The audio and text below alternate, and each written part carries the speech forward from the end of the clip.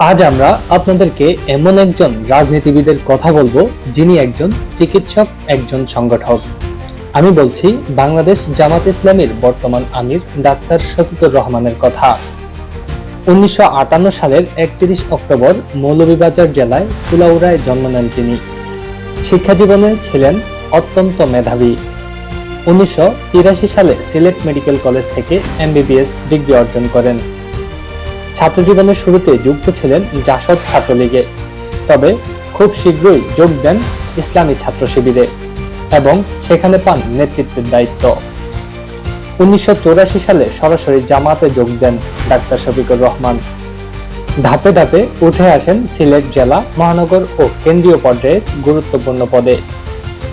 দীর্ঘ 4 দশকের রাজনীতির অভিজ্ঞতা শেষে 2019 সালে সরাসরি ভোটে তিনি নির্বাচিত হন জামাতের আমির হিসেবে। চিকিৎসক হওয়ার কারণে মানুষের সেবাই তার মূল অভ্যাস। সামাজিক প্রতিষ্ঠান, শিক্ষা কার্যক্রম, হাসপাতাল ও দুর্যোগ সহায়তায় রেখেছেন গুরুত্বপূর্ণ অবদান। সরলতা, মিষ্টিভাষী আচরণ ও ধীর স্থির নেতৃত্ব এইসব গুণ তাকে আলাদা পরিচিতি দিয়েছে। তবে সমালোচনার জায়গাও কম নয়। গণমাধ্যমে সীমিত উপস্থিতি, দলীয় সংকট মোকাবেলায় কার্যকর ভূমিকার অভাব আর নতুন প্রজন্মকে আকৃষ্ট করার চ্যালেঞ্জ আজও রয়ে গেছে তার সামনে। সব মিলিয়ে তিনি একজন শিক্ষিত, সৎ ও অভিজ্ঞ সংগঠক, কিন্তু জাতীয় রাজনীতির অঙ্গনে তার সামনে অপেক্ষা করছে আরো কঠিন পরীক্ষা। Mehedi Hasan, desk report, Dhaka report.